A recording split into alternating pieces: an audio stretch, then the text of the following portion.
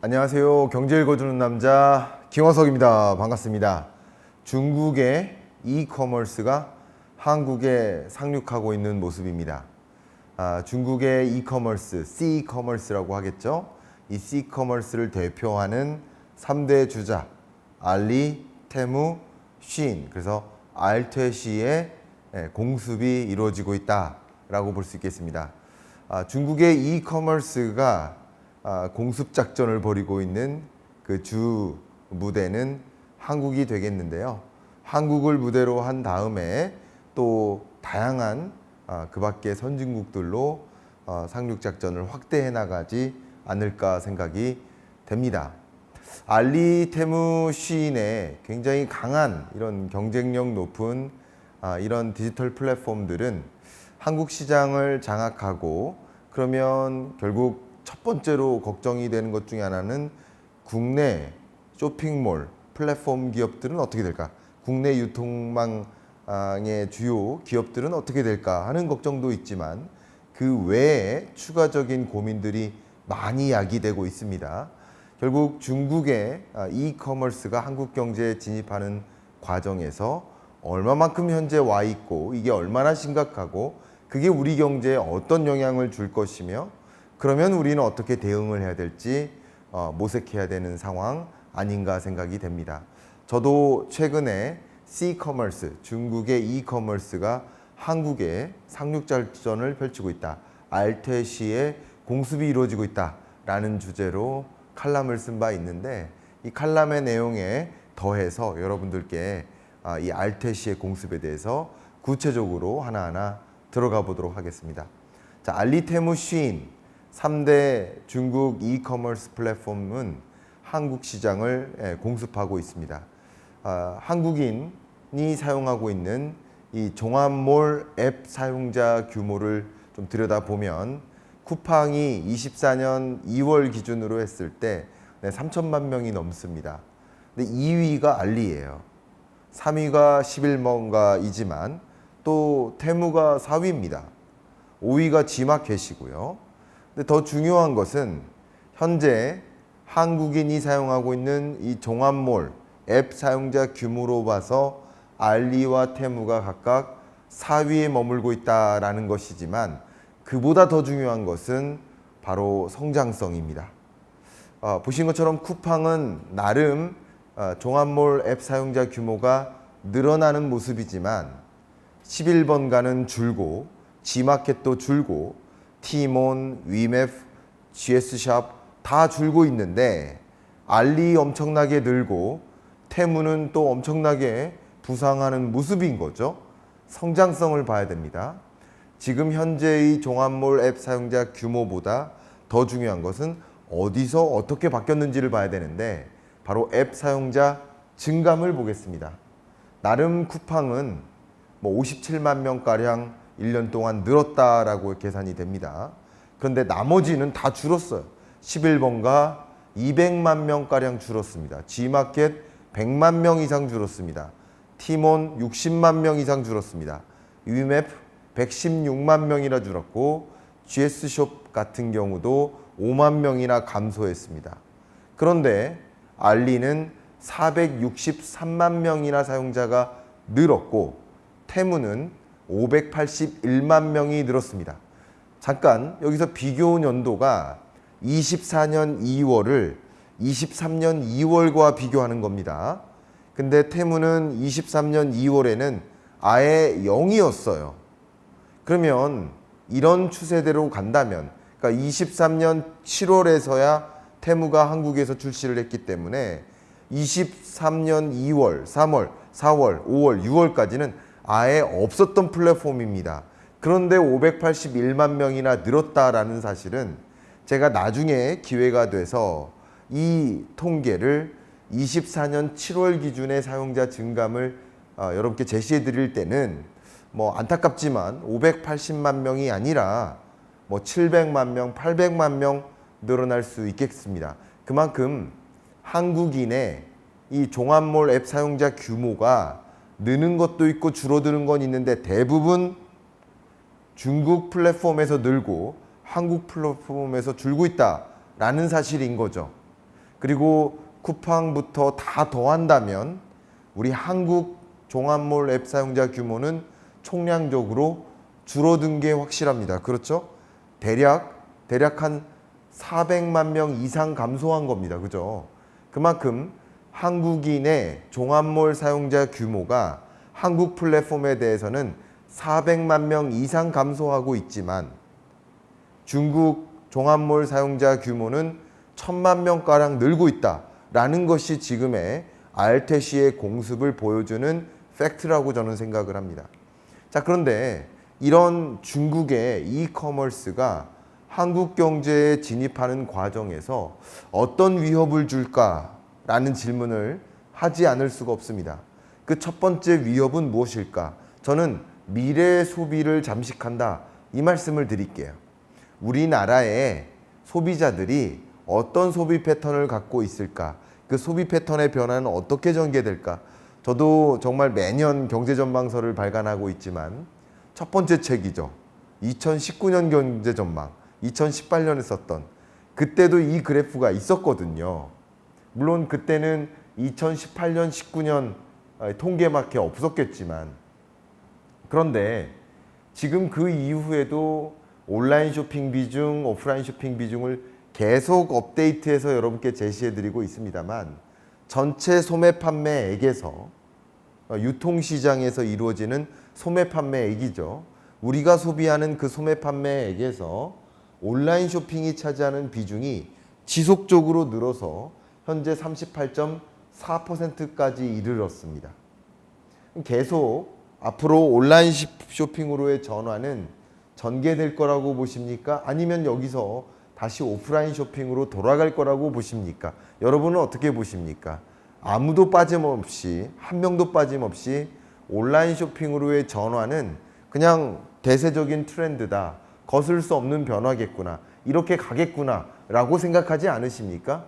우리의 일반적인 소비 패턴도, 저의 소비 활동도 마찬가지, 전체 소매 판매액에서 오프라인에서 구매하기보다는 온라인에서 구매하는 비중이 절대적으로 높아지고 있다는 것을 깨닫곤 합니다. 자, 그런 것처럼 온라인 쇼핑으로의 전환이 대대적으로 일어나고 있는데, 중국이 공략하는 것은 오프라인 쇼핑이 아니라 온라인 쇼핑이라는 거죠. 이게 무슨 얘기냐? 우리 한국 소비자가 아직까지 예를 들어서 절대적인 비중을 오프라인 쇼핑에 의존을 한다든가 온라인 쇼핑으로 전환이 되지 않는다든가 한다면 C커머스의 한국 경제 상륙 작전은 뭐 그렇게 위협적이지 않을 수도 있지만, 앞으로 우리 경제는 온라인 쇼핑으로 전적으로 전환하는, 그런 온라인 쇼핑에 대한 의존도가 높아지는 그런 경제, 그런 소비 패턴으로 전환되어 나갈 텐데, 이 시점에 C커머스가 한국 시장에 상륙했고 그 시장을 조금씩 장악해 나간다고 한다면 한국의 미래 소비를 잠식하겠구나. 그럼 이런 과정에서 야기되는, 촉발되는 가장 큰 위협, 첫 번째 위협은 국내 온라인 쇼핑몰은 어떡하지? 그러니까 우리나라 소매 판매액 시장을 들여다보면요, 유통업계를 보면요, 오프라인 업계들이 비상입니다. 왜냐하면 온라인 쇼핑으로 다 전환되니까 오프라인 쇼핑으로만 맴돌면 안 되겠구나. 그 오프라인 쇼핑 몰들을 계속 줄여나가요. 대형마트를 줄여나간단 말이에요. 당연히 전통시장이라든가 뭐 소호 굉장히 어렵죠. 자영업자 여러분들 어렵죠. 온라인 쇼핑으로 전환되고 있다 보니까 그렇게 오프라인 쇼핑에 머물기만 할 경우는 좀 어렵습니다. 그러니까 전체 유통업계에서 오프라인 쇼핑 업계가 힘들어지고 있고, 그럼 나머지 온라인 쇼핑으로 성공적으로 전환한 기업들이 살아남는데, 이 살아남는 온라인 쇼핑 업계도 중국의 C커머스 플랫폼에 의해서 잠식되어 간다면, 그럼 우리는 어떡하냐 이 얘기죠. C커머스가 한국 경제를 어떻게 잠식하는가? 미래 소비를 잠식하고 우리나라 유통업계를 잠식한다, 이렇게 생각을 해보면 좋겠죠. 두 번째 중요한 것은 이제 C커머스가 한국 경제에 독점적 영향력을 행사할 수 있겠다 하는 생각이 듭니다. 예를 들면 우리나라에서 이것저것 다 수입을 한다 하더라도 쌀만큼은 높은 관세를 부과해서 쿼터 제도를 도입해서 한국의 소위 쌀 농업을 보호하기 위한, 이걸 이제 교역론에서는 유치산업보호론이라고 합니다. 유치는 이제 유치원 할 때 쓰는 유치랑 비슷한 단어죠. 그러니까 이 쌀 산업은 보호 대상이고 아직 경쟁력이 없는 약한 산업이야. 유치원 아이들과 같아. 그러니까 우리는 관세로서 이 산업을 보호할 수 있게 해줘. 사실 이걸 보호하려는 목적은 뭘까요? 만약에 이 쌀 산업이 해외로부터 값싼 쌀이 많이 들어와서 국내 쌀 생산 자체가 제로화 된다면 그때는 완전히 해외에 쌀을 의존하고, 우리는 쌀이 주식인데 쌀을 해외에 전적으로 의존하게 될 경우 우리는 쌀 생산 능력이 없다라고 했을 때, 그러면 그 나라에서 상대국에서 쌀 공급 차단할게 하면 우리는 어떡합니까? 예를 들어 쌀 공급 차단 말고 쌀 가격 2배로 올릴게, 이제 올릴게 하면 어떡합니까? 말 그대로 들어야 되는 상황이 놓이는 거예요. 그런 식으로 이 쌀 산업만큼은, 그 밖의 주요 산업 같은 경우는 우리가 보호를 해야 된다. 이것은 식량 안보다, 에너지 안보, 식량 안보, 자원 안보다, 이런 관점에서 보호 대상의 산업들이 있습니다. 그런데 우리나라의 해외 직구가, 보시는 것처럼 제가 해외 직구를 처음 연구한 게 2014년부터거든요. 14년부터 통계청에서는 해외 직접 구매액 통계를 추계하기 시작했습니다. 그 통계가 발표되면서 당시에 저는 현대경제연구원에서 해외 직접 구매액을 또 스터디를 하면서 보고서를 여러 번 낸 적이 있었는데요. 그때 이후로 해외 직구 규모가 줄어든 적 있습니까? 계속 늘어요.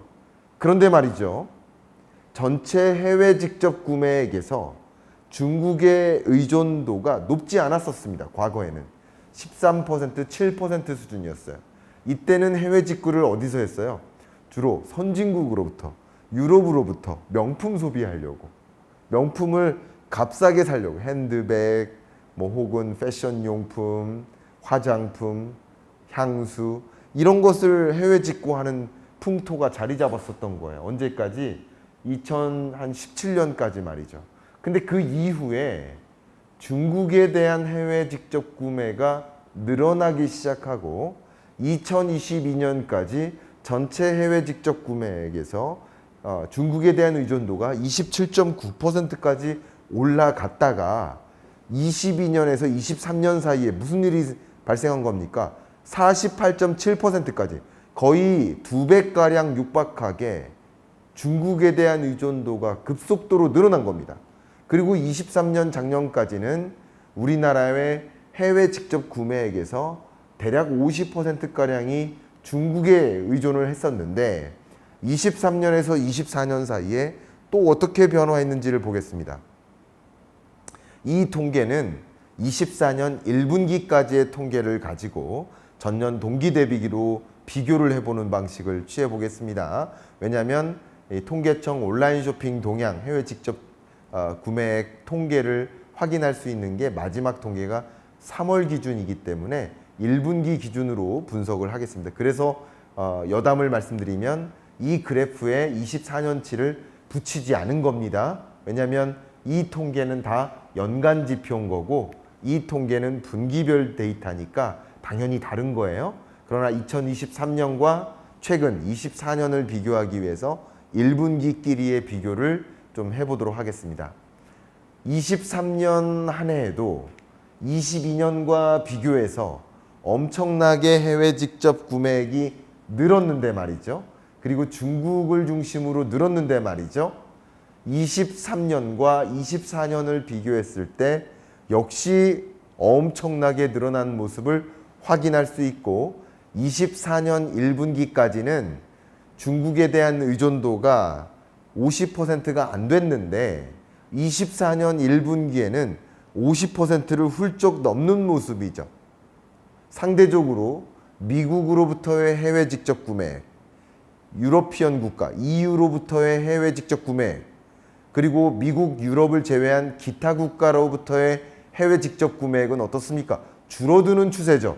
23년보다 24년이 줄어드는 추세인데 오로지 중국에 대한 의존도, 중국에 대한 해외 직접 구매액이 1분기 기준으로 6,096억에 달했다가 24년에는 9,384억에 달합니다. 어마어마하게 중국에 대한 해외 직접 구매액이 늘어난 것은 그 배경에는 앞에 말씀드렸던 알테시의 상륙 작전이 있었기 때문이다 라고 생각해 보지 않을 수가 없겠습니다. 그 알테시의 한국 시장의 상륙 작전과 그 이후 알테시에 대한 의존도가 급속도로 늘어나면서 또 한 번 앱을 깔고 앱을 사용해 본 사람은 저렴하네, 저렴한 품목만큼은 내가 한 번 더 구매하게 되겠어 하면서 중국에 의해서 이것을 뭐라고 하냐면 락인 이펙트라고 합니다. 락인.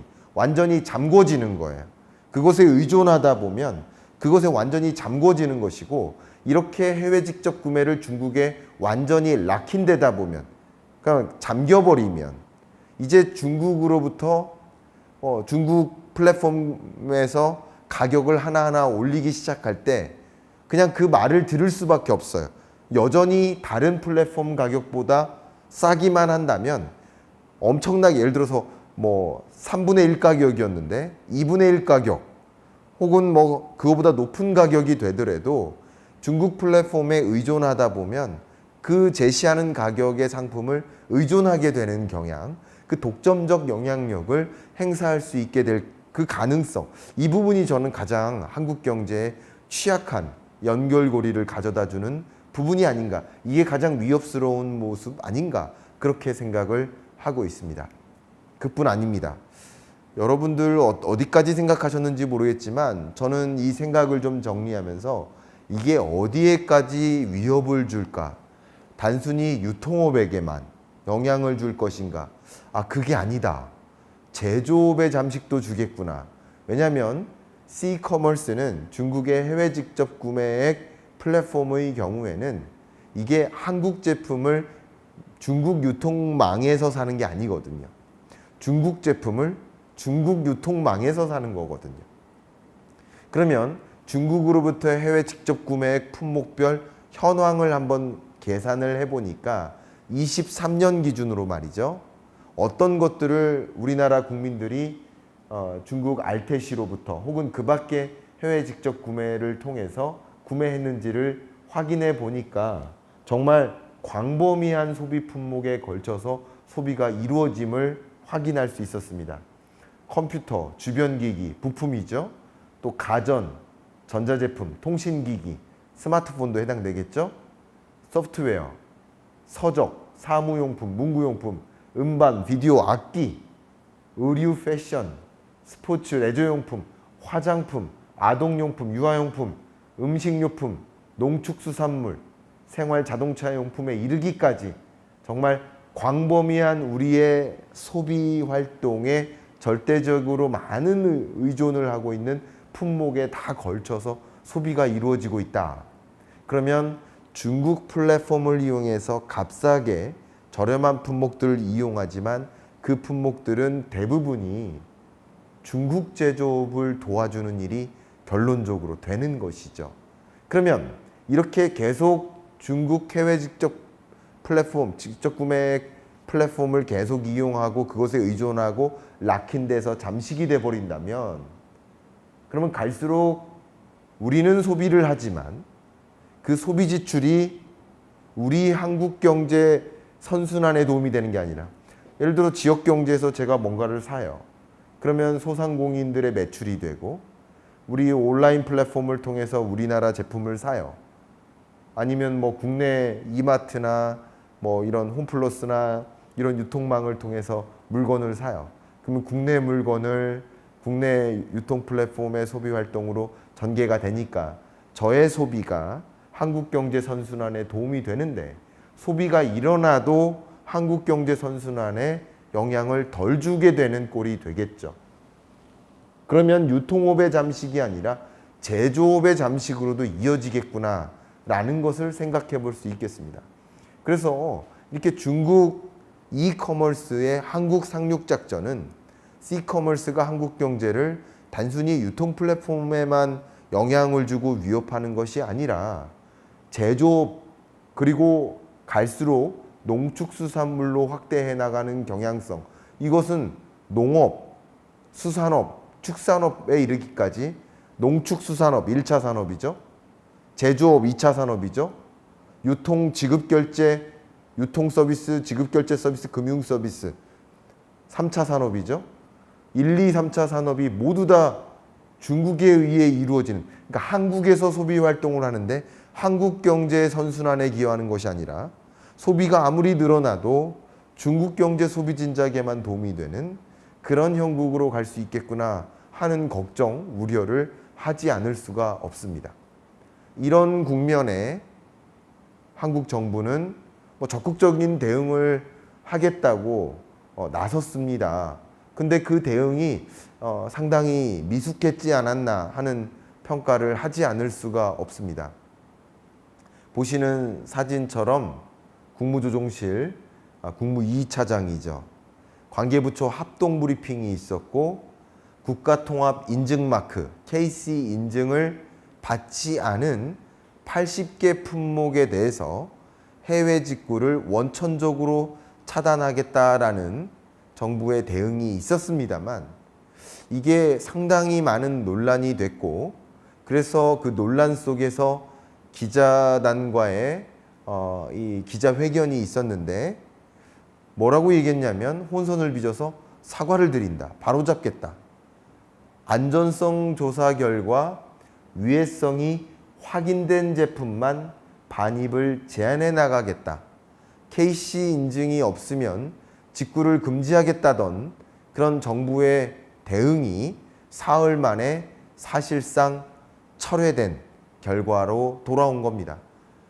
말 그대로 이 KC 인증 마크의 의미는 위해성이 확인된 제품에 한해서 반입을 제한하는 조치이기 때문에 그런 KC 인증이라는 수단을 관함용하면 안 되겠다. 이게 마치 비슷한 비유일지 모르겠지만 정부의 어떤 권위 있는 자가 그 권력을 적정한 합법적인 범위 내에서 사용하면 되지만 그 권력을 과남용하면 그걸 권력남용이라고 하지 않겠습니까?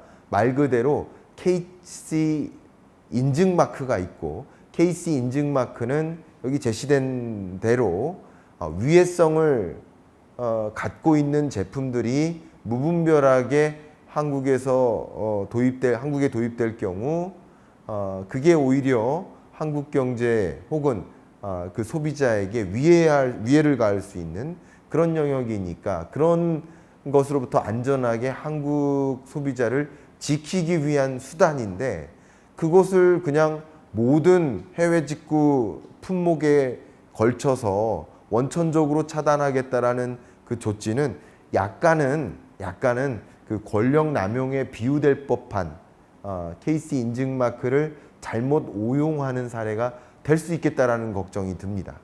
두 번째는 그런 조치를 취한 다음 정부가 바로 수정 발표했고 사흘 만에 여기서는 위해성 검사에서 유해 물질이 확인된 제품만 해외 직구를 금지하겠다. 그러니까 이런 조치는 굳이 정부가 적극적으로 대응하지 않아도 KC 인증 마크가 있기 때문에 원래 통상적인 활용하는 수단인 거예요. 굳이 해외 직구를 막기 위한 이런 해외 직구, 중국의 C커머스가 한국에 상륙할 때 그걸 막기 위한 수단으로서 활용될 필요는 없다고 봅니다. 그러니까 이게 오남용되다 보면 오히려 우리 한국 경제에 부정적인 영향을 줄 수 있습니다. 만약에 이런 식으로 대응한다고 했을 때 중국 정부에서 빠르게 대응을 했다라고 한다면 너네 그런 식으로 대응해? 그러면 더 큰 공격을 가할 거야. 더 강한 한한령을 마련할 거야. 한국의 요소 공급 차단해 버릴 거야. 이런 식의 또 다른 중국발 공격이 있을 수 있기 때문에 이런 미숙한 대응은 한국 경제를 흔드는 정말 탁상공론에 해당하는 정부의 대응책이지 않았나 하는 생각을 해봅니다. 제가 글을 잘 썼다라기보다는 제가 이 칼럼 내용이 충분하다기보다는 그 칼럼에서 제안했던 몇 가지 대응 정책들이 있었는데 그런 것들을 어느 정도만 숙지하고 대응책을 마련했어도 중장기적인 대응책을 마련했어도 충분히 좋은 방향을 안내할 수 있었을 텐데 오히려 추가적인 해외 직구에 대응할 만한 수단을 만드는데 좀 더 어려움, 그러니까 추가적으로 좀 거리낌을 두는 어떤 조치가 아니었나 하는 생각을 해봅니다. 그래서 마지막으로 C커머스 공습에 어떻게 방어할 것인가 의견을 좀 드려보도록 하겠습니다. 뭐 저의 의견이 항상 맞다는 것은 아니고 제가 이렇게 정리를 한 다음에 정책적인 방향성을 의견을 드리는데 그 의견이 항상 맞다기보다는 저는 저의 생각으로 의견을 드리니 더 좋은 의견이 있다면 여러분이 의견을 많이 공유해 주시고 그런 의견이 계속 공유됨에 따라서 더 나은 방향성을 우리 한국 정부가 우리 한국 경제가 찾아나가지 않겠습니까? 그런 관점에서 의견을 드리도록 하겠습니다. 유럽에서는요, EU 집행위에서 바로 알테시 중에 쉬인, 주로 패션 관련 해외 직구 중국 플랫폼이죠. 쉬인에 대해서 강력 규제 대상 리스트에 넣고 디지털 서비스 액트가 있습니다. DSA가 있는데 그 EU에서 DSA에 있는 강력 규제 대상 플랫폼 안에 쉬인을 넣기로 했습니다. 뭐 EU 같은 경우는 뭔가 EU 차원에서 대응할 만한 수단이 있겠죠. 또 EU 회원국들이 한두 개가 아니니까요. 근데 이런 것을 들여다보면서 우리는 어떤 대응을 해야 될까? 첫 번째는 저는 국제 동조적으로 대응을 했으면 좋겠다. 우리가 지금 C커머스 공습에 방어를 하는 방어의 대상이 뭐 죄송한 표현이지만 만만치 않은 상대인 거 맞습니다. 우리가 함부로 대응했다가는 미숙하게 대응했다가는 더 큰 충격을 받을 수 있다라는 사실을 우리는 주지해야 됩니다. 그렇기 때문에 국제적으로 어떻게 C커머스에 대응을 하고 있는지 들여다보고 국제 동조적인 차원에서 같은 동맹국들의 어떤 흐름을 기조를 맞춰서 움직이는 것이 필요하다고 보여지고 그리고 알테시의 공습이 만약에 합법적인 범위라고 한다면 우리는 합법적인 그런 기업의 시장 확대의 움직임을 비합법적으로 대응하면 그게 불공정 무역 수단이 되고 WTO의 제소를 받을 수 있고 더 큰 공격을 받을 수 있기 때문에 그런 방법보다는 국제적으로 어떤 방향성으로 대응하는지를 적극적으로 모니터링해서 뭐 이것도 역시 죄송한 표현이지만 우리가 먼저 앞서기보다는 함께 가는 방향으로 하는 것이 적절한 수단이 아닐까 하는 의견을 드립니다. 두 번째는 뭐 이 첫 번째 의견은 감정에 호소하면 안 된다는 거죠. 더 실리적으로 절대 추가적인 손해를 보지 않도록 하는 의사결정을 정부에서는 정책적으로 내려야 되기 때문에 그래서 국제 동조적으로 대응하는 것이 맞지 않겠는가 하는 의견을 드립니다. 두 번째는 해외 직접 구매액 통계를 월별로 확대할 필요성이 있겠다. 지금 현재 해외 직접 구매액 통계는 통계청에서 분기마다 제시하고 있거든요.